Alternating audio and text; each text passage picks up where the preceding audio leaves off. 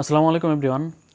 মাত্র ৩ মাস সময় হয়েছে বিপিএল এর সর্বশেষ আসর শেষ হয়েছে, কিন্তু এখনই বিপিএল এর পরবর্তী আসর নিয়ে বেশ কয়েকটি আপডেট, পাশাপাশি কিছু গুঞ্জন সামনে আসা শুরু হয়ে গিয়েছে।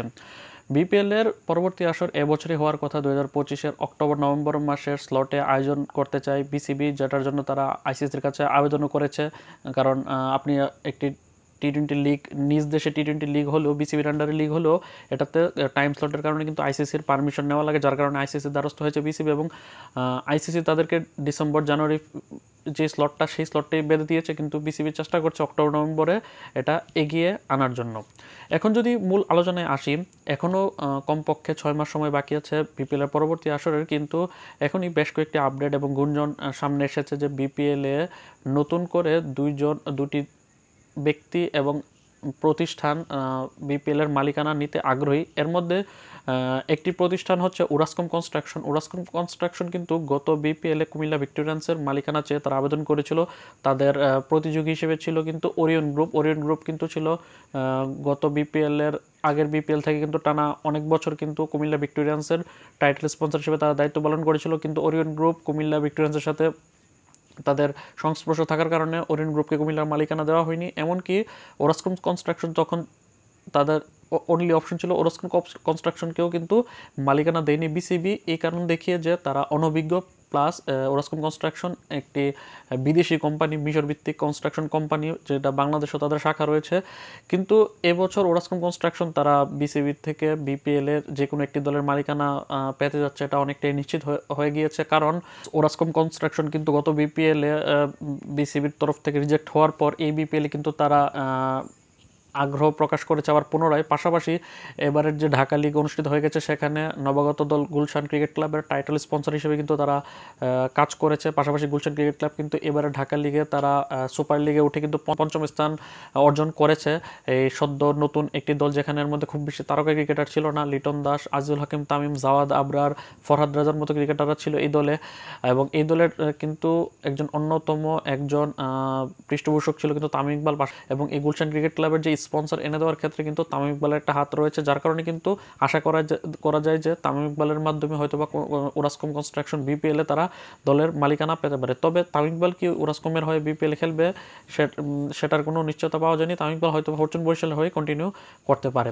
তারপর যদি আরেকটি দলের কথায় আসি, আরেকটি দল হচ্ছে সিলেট স্ট্রাইকার্স। আমরা সকলেই জানি যে গত বিপিএলে অনেকগুলো কন্ট্রোভার্সি ক্রিয়েট হয়েছিল তাদের মালিকদের মধ্যে।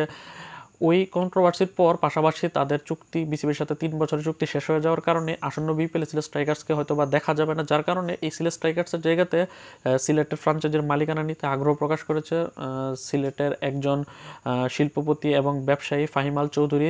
গত ৩০ এপ্রিল তার ভেরিফাইড ফেসবুক পেজ থেকে সে একটি পোস্ট করেছে, যেখানে সিলেটের মালিকানা নিতে সে আগ্রহ প্রকাশ করেছে। পাশাপাশি এখনই বিসিবির সাথে যোগাযোগ করার কথা উল্লেখ করেছে সেখানে, যেহেতু সিলেট এখন পর্যন্ত বিপিএলে কোনো শিরোপা অর্জন করতে পারেনি, পরবর্তী আসরে যাতে সিলেট শিরোপা অর্জন করতে পারে। পাশাপাশি একটি ফ্রেশ স্টার্ট দিয়ে একটি নতুন ফ্রাঞ্চাইজির মালিকানায় তারা সিলেটের পথ চলা শুরু করতে যাচ্ছে, যার কারণে এই ফাহিম আল চৌধুরী কিন্তু অঙ্গীকারবদ্ধ পোস্টের মাধ্যমে।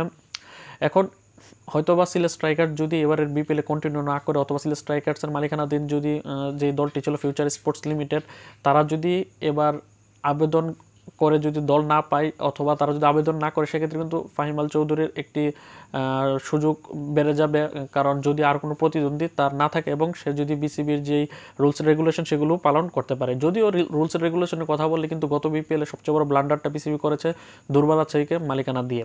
যেহেতু এবারে আসন্ন বিপিএলে একটা ফ্রেশ স্টার্ট হবে, কারণ নতুন টেন্ডার দিবে বিসিবি। কারণ গত বিপিএল পর্যন্ত কিন্তু বিসিবি ৩ বছরের একটি চুক্তিতে কিন্তু দলগুলোর সাথে চুক্তি করেছিল, কিন্তু যদিও গত ৩ আসরের মধ্যে অনেকগুলো ঝামেলা হয়েছে, ৩ আসরের জন্য দিলেও কিন্তু ২০২৩ আসরে কিন্তু ঢাকা ডমিনেটর্স এক আসর খেলে পরবর্তী আসরে থাকেনি। পরবর্তী আসরে দুর্দান্ত ঢাকা আসে, দুর্দান্ত ঢাকার পরে আবার মালিকানা চেঞ্জ হয়, যে মালিকানা চেঞ্জ হয়ে ঢাকা ক্যাপিটালস গতবার শাকিব খানের দল অংশ নেয়।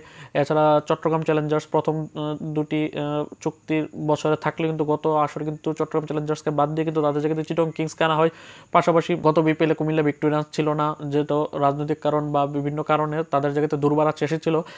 এতগুলো ঝামেলার পর এবার যদিও বিসিবি থেকে বলা হয়েছিল যে 5 থেকে 7 বছরের জন্য তারা মালিকানা দিতে চায় দলগুলোকে, কিন্তু এবারও মনে হচ্ছে 5 বছরের মালিকানা না, আবারও পুনরায় 3 বছরে দেওয়া হবে, কারণ গতবার 7টি দল পূর্ণ করতে কিন্তু অনেক কষ্ট হয়েছে। এবার হয়তো বা তারা সেই কারণে 3 বছরের মালিকানা দেবে। পাশাপাশি এবার দল বাড়ানোর কথা থাকলে, অর্থাৎ 8টি দলকে নিয়ে কিন্তু এবার বিপিএল আয়োজন হওয়ার কথা, পাশাপাশি 4টি ভেন্যুতে। এখন 8টি দল নিয়ে হওয়ার সম্ভাবনা খুবই কম, কারণ গত বিপিএলে যে 7টি দল অংশগ্রহণ করেছিল, ঢাকা, চট্টগ্রাম, খুলনা, রাজশাহী, সিলেট, বরিশাল এবং রংপুর, পাশাপাশি কুমিল্লা না থাকার কারণে কুমিল্লা জায়গাতে রাজশাহী এসেছিল। এবারের বিপিএলে যদি কুমিল্লা ভিক্টোরিয়ান্স যদি ব্যাক না করে, অথবা কুমিল্লার মালিকানা যদি কাউকে না দেওয়া হয়, পাশাপাশি দুর্বার রাজশাহী মালিকানা পরিবর্তন হয়ে যদি রাজশাহী নামে কোনো মালিক না আসে, কুমিল্লা নামে নতুন কেউ আসে, তাহলে ওরসকম কনস্ট্রাকশনকে যদি কুমিল্লার মালিকানা দেওয়া হয়, সেক্ষেত্রে কিন্তু একটি দল সংকট নিয়ে কিন্তু খেলতে হবে। অথবা যদি দুর্বার রাজশাহীর বিকল্প হিসেবে তারা নতুন কোনো মালিকানা পেয়ে যায়, পাশাপাশি কুমিল্লার মালিকানা যদি ওরসকম কনস্ট্রাকশনকে দিয়ে দেয় এবং সিলেটের মালিকানা যদি নতুন মালিককে দিয়ে দেয়, পাশাপাশি পুরনো দলগুলো যদি থেকে যায়, সেক্ষেত্রে কিন্তু 8 দলের সম্ভাবনা রয়েছে। এখন যদি একটু আলোচনা করা যায় যে 8টি দলের মধ্যে পুরনো দল কারা কারা থাকতে পারে।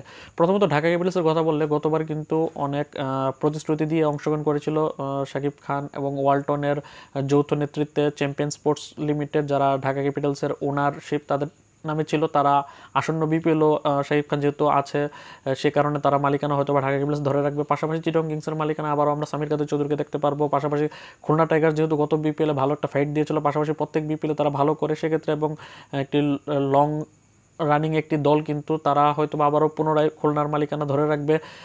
এর পাশাপাশি ফরচুন বরিশাল অবশ্যই অংশ নেবে, কারণ তারা সর্বশেষ 2 আসরে চ্যাম্পিয়ন হয়েছে। পাশাপাশি রংপুর রাইডার্স কিন্তু বিপিএলের সবচেয়ে পুরনো দল, এই দলগুলো অংশগ্রহণ করছে।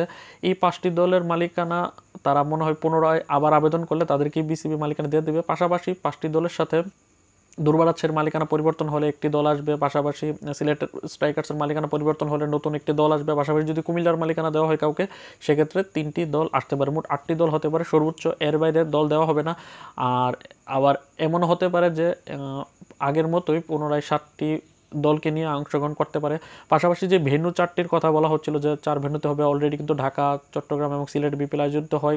গত বিপিএলে কিন্তু 4টি ভেন্যুতে আয়োজন করার কথা ছিল, কিন্তু যেই সম্প্রচার কোম্পানি রয়েছে, প্রোডাকশনের দায়িত্বে যারা রয়েছে, পাশাপাশি যারা টিভি রাইটস যাদের কাছে রয়েছে, টি স্পোর্টস, তারা মূলত এক্সট্রা ম্যাচ খেলার জন্য বা পাশাপাশি অন্যান্য ভেন্যুতে তারা সফর করতে চাচ্ছিল না। তারা 3 ভেন্যুর সাথে বিসিবির সাথে চুক্তি ছিল, যার কারণে তারা 4র্থ ভেন্যু চায়নি, যার কারণে 4 ভেন্যুতে গত বিপিএল আয়োজন হয়নি। যার কারণে এখন যেহেতু নতুন করে বিসিবি টেন্ডার দিবে, পাশাপাশি নতুন করে মালিকানা চেয়ে টেন্ডার দিবে, পাশাপাশি নতুন করে এটার টিভি রাইটস বিক্রি করবে, সেক্ষেত্রে নতুন চুক্তিতে হয়তো বা এমন হতে পারে যে 8 দলের চুক্তিতে পাশাপাশি 4টি ভেন্যু হতে পারে, সেক্ষেত্রে খুলনা বা রাজশাহীর ভেন্যু বাড়তে পারে বিপিএলে।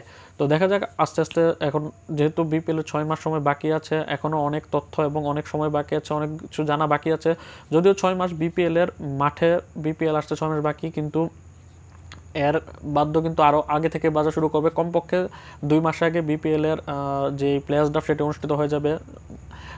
তারপর তার আরও 2 মাস আগে কিন্তু বিপিএলের 7টি বা 8টি দলের মালিকানা চূড়ান্ত হয়ে যাবে। সেই সাথে বিপিএল সাথে সম্পর্কিত অনেকগুলো আপডেট সামনে আসবে। তাই আগামী 2-3 মাস পর থেকে কিন্তু বিপিএল খুবই রমরমাভাবে চালু হয়ে যাবে। এখন থেকে বিপিএলের যেই তথ্যগুলো আপনাদের সামনে হাজির করতে পারবো, সেই তথ্যগুলো আপনার সামনে হাজির করবো। বিপিএলে যে তথ্যগুলো পাবো, পাশাপাশি বাংলাদেশ ক্রিকেট প্লাস বিশ্ব ক্রিকেট সম্পর্কিত যে সকল তথ্য